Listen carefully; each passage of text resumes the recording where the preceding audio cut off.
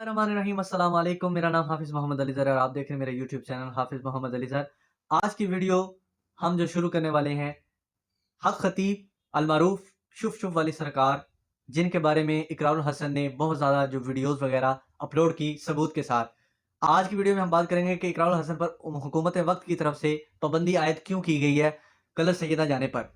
और इससे पहले जो चंद वजाहतें हैं, कुछ चीज़ें जो कि मैंने इकरारुल हसन साहब को शेयर की थी, ये वीडियोज़ आप देख रहे होंगे, स्क्रीनशॉट मैं आपको दिखा रहा हूँ। ये वीडियो मैं दिखा तो नहीं सकता वीडियो में, क्योंकि कोई ना कोई इस पे क्लेम आ सकता है। लेकिन इस वीडियो का मैं एक शॉट जो है, एक हिस्सा वो आपको दिखा दूँगा और इनमें से एक वीडियो तो आपने इकरारुल हसन के पेज पे, यानी कि ऑफ़िशियल जो उनका यूट्यूब चैनल है उस पे वीडियो देखी होगी और वो भेजी किसने थी, वो भी मैं आपको बताऊँगा। और जो मेरे पास वीडियो है, जो आप ये स्क्रीनशॉट में देख रहे हैं, जो मैंने मैसेज उन्हें किया, उन्होंने ना सिर्फ़ मेरा मैसेज देखा, मेरे मैसेज को एक्सेप्ट किया, मेरे मैसेज को एक्सेप्ट करने के बाद वो वीडियो उन्होंने यूज़ भी की अपने यूट्यूब चैनल पे, लेकिन उसको फिर वहाँ से उन्होंने वीडियो को हटा दिया। क्यों हटाया, उसकी भी वज़ाहत करूँगा और आगे चल के आपको वो वीडियो भी दिखाऊँगा, वो वीडियो असल में कौन-सी है।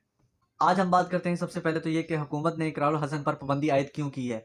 क्योंकि इकरारुल हसन साहब ने हक खतीब अलमारूफ शुफ शुफ वाली सरकार की 11 अरब रुपए की जो मलकियत थी, जो जायदाद थी, जो असासे थे, उन्होंने उसको प्रूफ के साथ लोगों के सामने दिखाया, अयां किया और इस बिहाफ पर उन पर ये कुछ इल्ज़ामात थे कि ये बंदा जो है मेरी इज़्ज़त को और मेरी इज़्ज़त को पामाल कर रहा है, मेरी इज़्ज़त को जो है मजरूह करने की कोशिश कर रहा है और इस बंदे की वजह से मेरी जान को खतरा है। लिहाज़ा इस वजह से उन्होंने वहाँ पर डीसी को कह के इनकी जो कलर सैयदा में आमद को, कलर सैयदा की आमद तो दूर की बात है, कलर सैयदा की हदूद में भी ये शख्स दाखिल नहीं हो सकता, ये वहाँ पे उन्होंने दर्ज करवाया।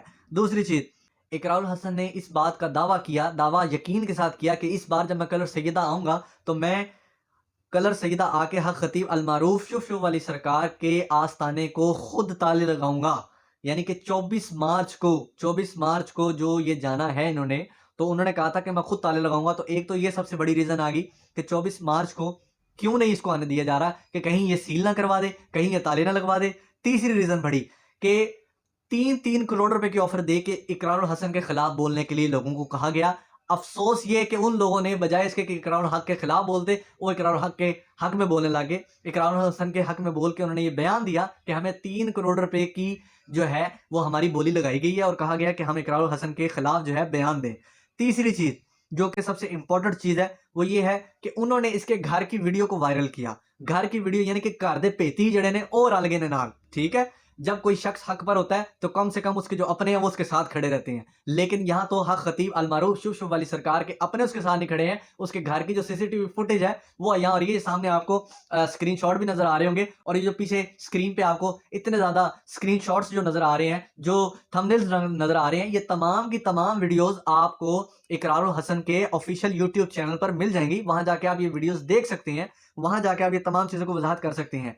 जब उन्होंने इसको यहाँ तक जो है इसको लोगों के सामने अयां कर दिया कि हक खतीब जो है वो अपनी विलायत को किस तरीके से धोखे में लोगों को दिखा रहा है कि वो घर की चार दीवारी में किसी की इज्जत को पामाल करता है, किसी की इज्जत को पामाल करके उसको गालम गलोच देता है और कितनी गंदी गलीज गालियां देता है, वो भी इस वीडियो में आप ऑडियो के साथ सुन सकते हैं, ऑडियो के साथ देख सकते हैं वो वीडियो। और वो वीडियो मैं आगे चल के वो भी वीडियो में इसी वीडियो में दिखा दूंगा, आप जरा वीडियो के साथ रहें। दूसरी चीज, जब ये तमाम चीजें हो गई तो उन्होंने कहा, जब इसको पता लग गया हक खतीब को अलमारूफ शुफ शुफ वाली सरकार को कि ये इकरारुल हसन जो है ये तो एक बहुत बड़ा एक यूं समझ लें कि एक ताकतवर इंसान है, कि इसके पास इतने जराए हैं कि ये मेरी अंदरूनी चीजें, बैरूनी चीजें, मेरा ज़ाहिर बातिन सब कुछ खो रहा है लोगों के सामने। तो उसने क्या किया, उसने वही बदमाश भेजे, वही बदमाश भेज के इकरारुल हसन के घर पर फायरिंग करवाई और जिसकी रिपोर्ट भी दर्ज और एफआईआर भी दर्ज इकरारुल हसन ने नाम के साथ।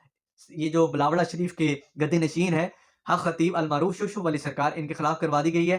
तीसरी रीजन, हक खतीब के खिलाफ जो कि उन्होंने एक दावा बयान किया है, ना सिर्फ इकरारुल हसन और तमाम जितने भी वकील हैं, वकला हैं, उन्होंने भी इकरारुल हसन की हिमायत का ऐलान किया है कि अगर इकरारुल हसन के ऊपर कोई भी पर्चा, कोई भी केस, कोई भी एफआईआर दर्ज होती है तो उसका केस हम खुद बजाते खुद लड़ेंगे। ये भी एक उनके हक में बात आ गई इकरारुल हसन के हक में।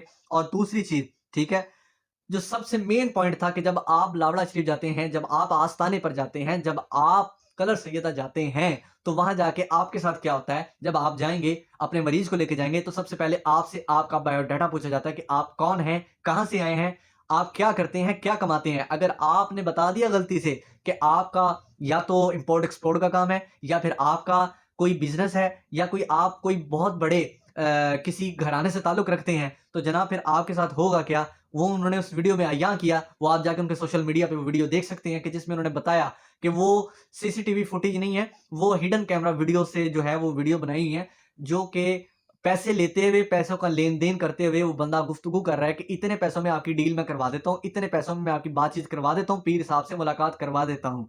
एक तो ये रीज़न आ गया।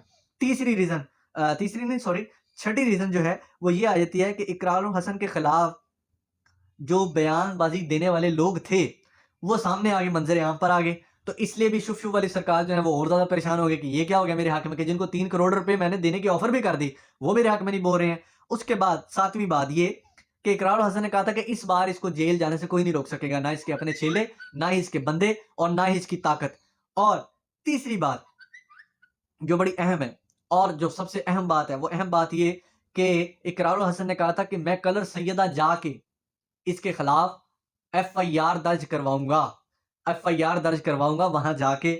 और कुछ ऐसी वीडियोस और कुछ ऐसी ऐसी घटिया वीडियोस हैं जिनको इकरार हसन कल 24 मार्च बरोज 12 बजे कलर सैयदा जाके आप सबके सामने तमाम चैनल्स पर वो लाइव दिखाएंगे, लाइव चलाएंगे। और इससे पहले पहले जो सबसे अहम बात है, वो अहम बात ये है कि कल रात ही उनको डीसी की तरफ से जो लेटर एक आ चुका हुआ था कि आप कलर सैयदा की हदूद में नहीं आ सकते हैं। तो इसके बाद इकरार हसन ने बयान जो रिकॉर्ड किया, वो रिकॉर्ड ये किया कि मैं बजाते खुद आऊंगा, और आने के बाद मेरे ऊपर पर्चा होता है, मेरे ऊपर एफआईआर होती है, या फिर मेरी जान जाती है, मुझे किसी चीज़ की परवाह नहीं है। मैं आले मोहम्मद और मोहम्मद सल्लल्लाहु अलैहि वसल्लम के दीन के ऊपर जो ये ढोंग नचा रहे हैं, या ये पैसे कमाने की कोशिश कर रहे हैं, या जो अड्डे इन्होंने बनाए हुए हैं, मैं इनको तोड़ूंगा। और इस तोड़ने की सूरत में मेरी जान को खतरा होता है तो कोई मसला नहीं है, जान जाती है जाए, मगर मैं अल्लाह और अल्लाह के दीन की खातिर मैं ये सौदा नहीं होने दूंगा। हमारी ये दुआ है कि सैयद इकरार हसन की अल्लाह ताला हिफाजत फरमाए, अल्लाह हामी और नासिर हो, और एक हक काम के लिए वो निकल रहे हैं।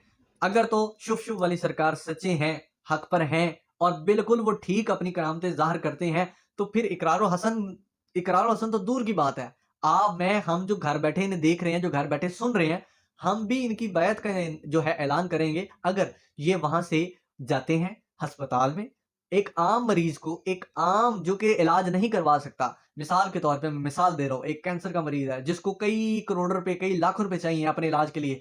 अगर उस गरीब को ये शिफा दे देते हैं, बकौल इन्होंने कहा है कि मेरे हाथ में मेरे रब ने शिफा रखी हुई है, मैं लोगों को दम करता हूँ, लोग शिफा याब हो जाते हैं। जो चल नहीं सकता वो चलने लग जाता है, जो देख नहीं सकता वो देखने लग जाता है, मुंह से कीले निकालने लग जाते हैं, आंखों से जंजीरें निकालने लग जाते हैं। तो इस बात पे इकरार हसन साहब ने इनके सामने 3 बातें रखी थी कि या तो आप मेरे साथ अस्पताल चलें, अस्पताल चल के, हॉस्पिटल चल के जो बंदा लाचार बेबस होगा, ना वो हम मुंतखब करेंगे, ना वो आप मुंतखब करेंगे, वो अवाम मुंतखब करेगी। अवाम देखेगी, अवाम फैसला करेगी। आप उसके सामने अपनी करामत दिखाएं हमें। दूसरा उन्होंने सवाल किया था कि आप ये बताएं वो 11 अरब रुपए के असासे कहां से आए, जिसके जवाब में जो हक खतीब है अलमारूफ यूसुफ वाली सरकार वो खामोश थे। तीसरा उन्होंने कहा कि आप सरकार मुझे सिर्फ और सिर्फ एक आयत सुना दें जिससे मुझे ये बात पता लग जाए कि आप वाकई ही में कोई पीर, कोई बुजुर्ग, कोई हस्ती हैं। तो जिसका जवाब भी इनकार ही था। और अब जो थोड़ी देर पहले इन्होंने वीडियो अपलोड किया, उस वीडियो में उन्होंने कहा है कि हक खतीब के खिलाफ पूरी कौम मुतहिद हो चुकी है। वो क्यों? क्योंकि अब सबको पता लग गया कि ये ढोंग है, ये झूठ है, ये सब फ्रॉड है। इसके पीछे सिर्फ एक जालसाजी है। ये अरबों की जायदादें, ये करोड़ों का लंगर, ये करोड़ों की गाड़ियां, ये अरबों का जो इसका ये लाइफस्टाइल है, ये कहां से आया है? वो आपके, मेरे, हम सब के पैसों से आया है। हम सब की इन दास्तानों से आया है, हम सब की इन कहानियों से आया है, जो कि ये लोगों को दिखाता है, लोगों के आंसू दिखा के, लोगों की दर्दें, लोगों की मुसीबतें दिखा के ये पैसे कमाता है। ये सब वहां से पैसा आया है। उम्मीद करता हूँ ये वीडियो आपको पसंद आई होगी। लाइक शेयर लाजमी कीजिएगा, और इंशाल्लाह ताला इसी जो है इसी से मुतल्लिक मैं और भी डिटेल आपके साथ शेयर करूंगा। तो मजीद मेरे चैनल को सब्सक्राइब कीजिएगा। तब तक के लिए अल्लाह हाफिज।